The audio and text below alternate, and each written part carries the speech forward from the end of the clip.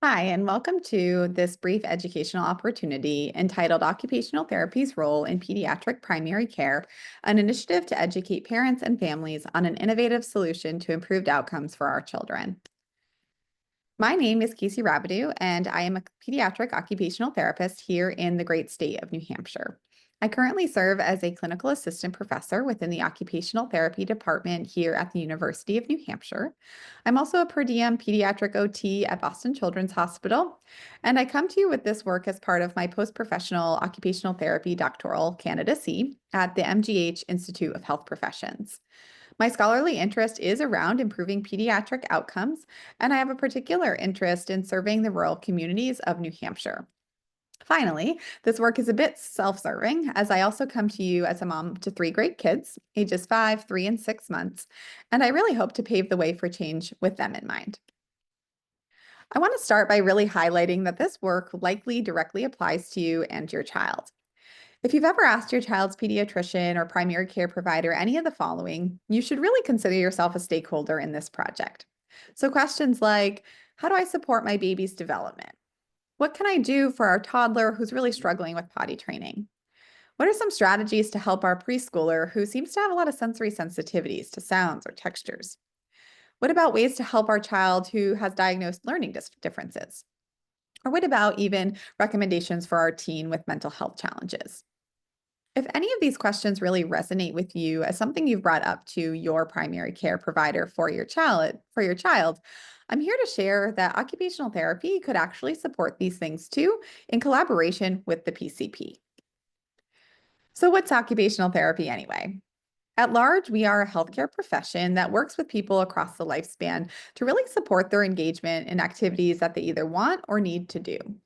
Traditionally, we work with kids or children in early intervention, outpatient clinics, schools, and hospitals. And we come to our work really highly trained. We either have backgrounds in master's or doctoral level degrees from programs that are held to pretty high standards from our accrediting council.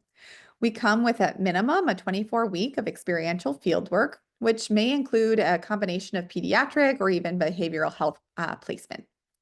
We're all board certified, but many of us also go on to further acquire specialty certification in our areas of passion, such as myself in pediatrics or mental health or hand therapy, for example. The key agent of change for our therapeutic process is occupation. It's in our name, right? And this is really better defined as the personalized activities we all do throughout the day that give us meaning and purpose. Areas of occupation include things like activities of daily living, so thinking about grooming, dressing, self-care, instrumental activities of daily living, such as home management, shopping, caring for our pets, rest and sleep, health management, work, play, and even social participation. As parents, we're all charged in supporting our children's development across these areas of occupation. And often, if and when we see our kids struggling in any of these areas, we head first to their primary care provider or their pediatrician for support. Occupational therapists are really experts in understanding what might be contributing to areas of challenges and can be an excellent complement to the primary care provider in addressing some of your concerns as parents. We use doing or engagement in these occupations as our way through intervention when an issue does arise. And so, my proposal to all of you who are listening here is that we work in the state of New Hampshire to integrate occupational therapy into the primary care setting in pediatrics. I encourage you to really consider the possibility that if, when you asked some of those questions that I first introduced, you were met with a collaborative approach from multiple experts that could really support improvement for your child and your family. By having an occupational therapist within the suite of services provided by your child's PCP, our goal is to really optimize care and the outcomes for children throughout New Hampshire. So, when occupational therapy is really embedded into primary care team, what does that really look like? At large, we're trying to increase accessibility and ease of referral and collaboration to not function in such siloed sort of strategies, I suppose. In this integrated model, when you'd come to a primary care visit and bring up a functional or developmental concern to your child's PCP, the provider would initiate an in-house referral for OT to at first screen and then potentially evaluate your child. The OT would use clinical observations or structured assessment tools of things like fine and gross motor skills, processing skills such as cognition or emotional factors, or even social skills assessments, which might be impacting their performance across a variety of occupations. Again, we're really skilled at diving deep, looking at the context and environment in partnership with you, your child, and the PCP to really better understand what's going on and what's getting in the way. If deemed necessary, the OT would initiate OT services or intervention, and that would hopefully contribute to functional and developmental gains in collaboration with you, your family, your child, and the PCP. And so where would they get these services? Where does intervention actually happen? In the integrated model, it would be right at that primary care or pediatrician's office, okay?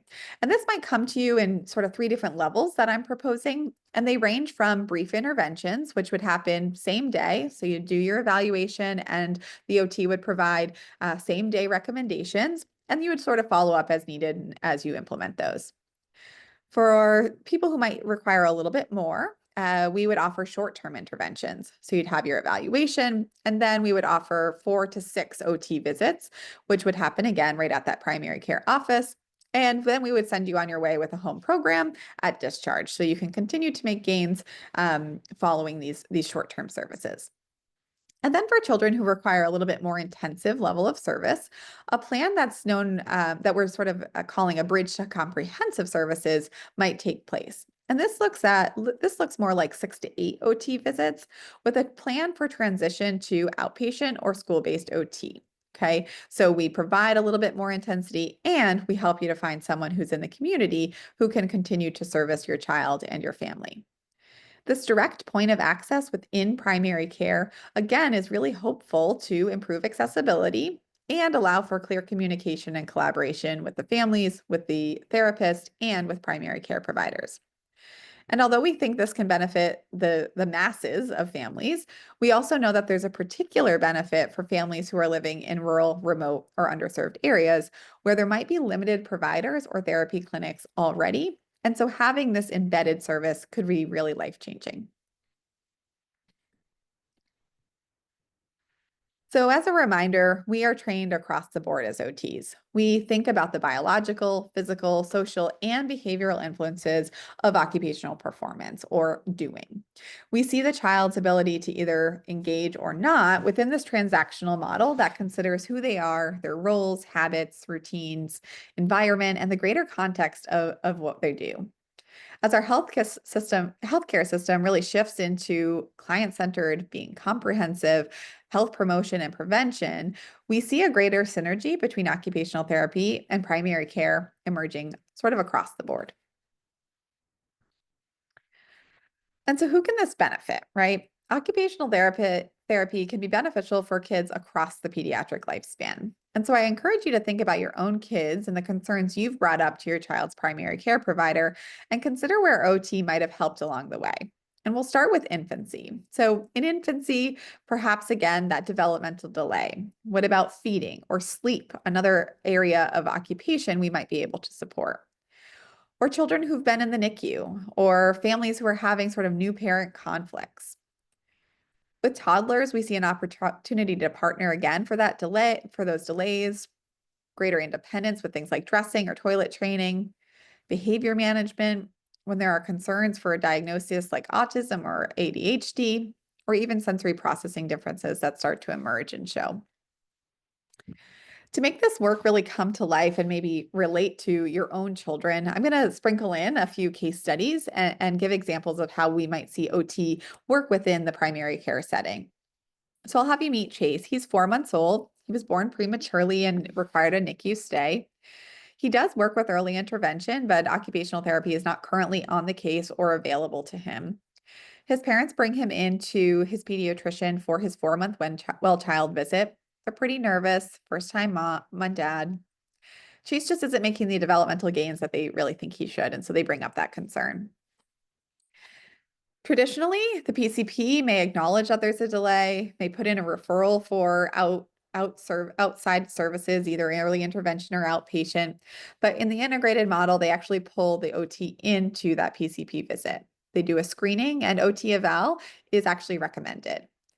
The therapist completes an OT evaluation, and developmental delays are actually confirmed. We see some issues with, being on their belly and lifting the head, reaching, grasping, things of that nature.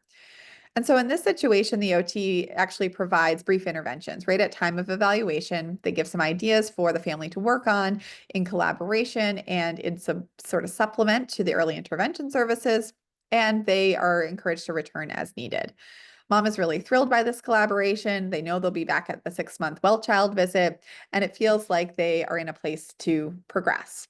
A pretty brief, again, interaction with OT, but really able to start on an earlier intervening process versus having to refer out of the PCP clinic. Skipped one. So as we move along that continuum of age in childhood, we think about preschoolers. So what could OT do for them? Think about your child who maybe needs support with behavior management, motor coordination issues, pre-academic skills. They're starting to do pre-writing, pre-reading skills. Again, those sensory processing differences. Maybe now some social skill challenges are coming up. The OT has the capacity to support progress in these areas. In early school age kids, we see things around learning differences become even more apparent. We might see some emphasis and need for self-help skill development or that independence. Behavior management continues. We might start to have an emphasis on mental health challenges. And then maybe motor coordination continues to be a problem. We think about those concerns that, again, you might bring up to your PCP, but OT could actually play a really critical role in supporting. I'll have you meet Claire, who's 5 years old and presents like this. She has difficulties with morning routines. She refuses to get dressed. Mom brings her in for her 5-year-old well child visit, and she brings up these concerns. The PCP, again, in a traditional model, might say, yeah, these are concerning. I'm going to refer you to OT. But here in the integrated model, OT comes in for a quick screening. They decide, an evaluation is appropriate. Let's get you scheduled for that. And that evaluation within the PCP clinic reveals sensory processing differences specific to some tactile defensiveness. She doesn't like the touch of some of her clothes, and it's really impacting her morning routine to get dressed. In this situation, we actually know that she may need some more long-term OT services. And so we initiate that bridge to comprehensive service plan within the PCP setting. The OT is going to provide like 6 to 8 visits and help to find a community provider for Claire. Again, clear collaboration, really integrated opportunity for OT. And then finally, we have our adolescents. And here, occupational therapy may help support concerns that you bring up to the PCP around executive functioning, health management, transitioning to adult care, so no longer seeing pediatric primary care. Mental health is a significant concern in this age group, depressions and anxieties. We think about the fact that we could refer out to different practices, right? But let's try to catch this early. And so in this situation, let's meet Jamal. He's 16 years old. He has an ADHD diagnosis. His dad brings him in for a well child visit and brings up concerns that, Jamal needs to tell every morning to take his medications. He doesn't have the memory or the problem solving or the planning to do it. And so, dad's concerned, will he ever be able to be independent on his own? In this situation, again, the primary care, because we have it integrated, says, okay, let's pull in OT. The OT does an evaluation that actually reveals some executive functioning challenges. He has a hard time problem solving and planning and remembering to do this. And that's part of his ADHD diagnosis. It's related. And so in this situation, they say, you know what? Let's do a short-term plan of care. We're going to do 4 to 6 visits of OT. You'll come to the PCP office. We will do this, and then we'll give you a discharge plan. And we think that that would, actually make a pretty big difference. Jamal's excited. Dad's excited, and they feel like there's really a supportive action plan in place right after that visit with the PCP. Lots of things being presented to you. Maybe some of them ring a bell or ring true to your family or your child's concerns. And I want to make sure that you leave this presentation with a breadth of understanding of the OT capacity. I want you to realize that we can serve an incredibly diverse population. What I just introduced was just a few caveats or a few examples. By applying the principles of occupation that we talked about and that transactional model of engagement, we see children with neurological differences, mental health, orthopedic, learning, oncological, chronic health, and developmental conditions, sort of all of the above. And again, we identify barriers to engagement or occupation, and we work with that child and their family and collaboratively with the primary care provider to make sure that we're able to make change and progress. And so, in all of these cases that I presented, in all of these situations that I shared with you, the concerns which began within standard primary care visits quickly required or could benefit from an interdisciplinary approach to really optimally resolve. Primary care providers want the best for our kids, but they're often met with unrealistic expectations and demanding schedules, which really leave them overwhelmed and at times burnt out. Additionally, they don't always feel equipped to provide the assistance and the guidance needed to help your child make some of these gains in development or function. They went to school to be physicians and mid level providers. They didn't go to school to think about every area of occupation as the OT did. When this occurs, when there's sort of this challenge for the PCP, they refer out usually. They refer to other disciplines such as occupational therapy when they need support to help a family make gains. However, for many families, especially those in rural communities, it's not always feasible or accessible or easy or practical to get to OT in a school or at a private outpatient clinic.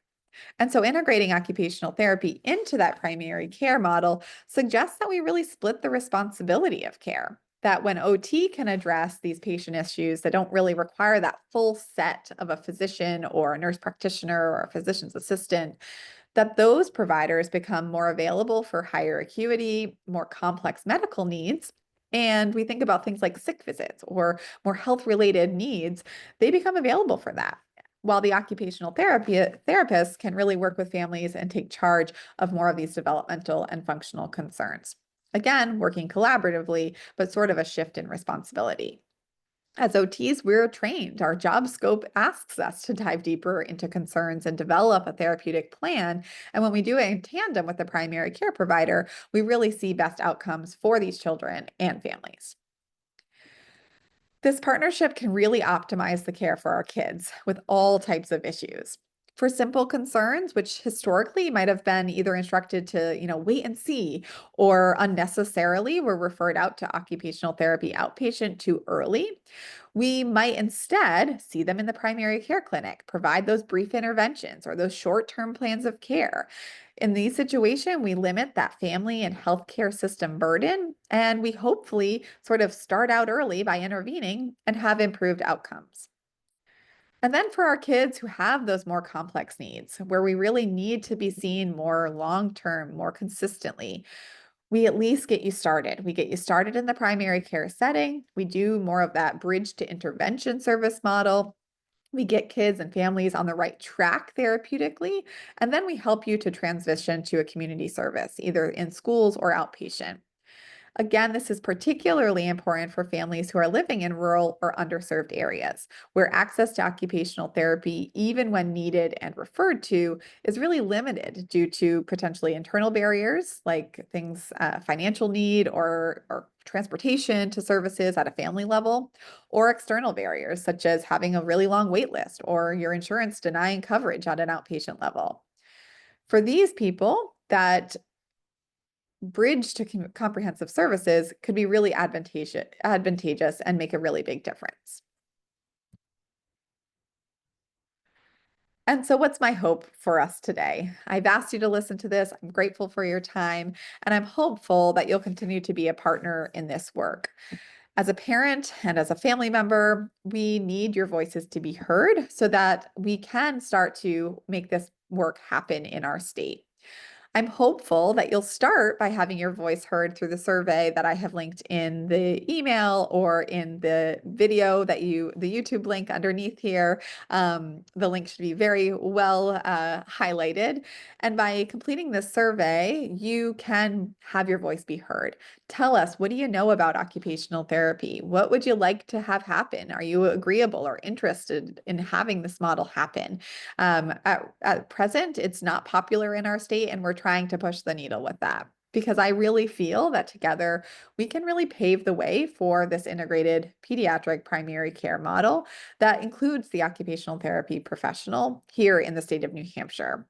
It's an innovative approach to the complex health, developmental, and behavioral needs of some of our most vulnerable citizens, right? Our children and our youth. And so I thank you for your time. I appreciate your perspectives, and I hope that you'll contribute to the survey information linked below. If you have questions or comments or collaborative opportunities, please also reach out by email. Thank you so much.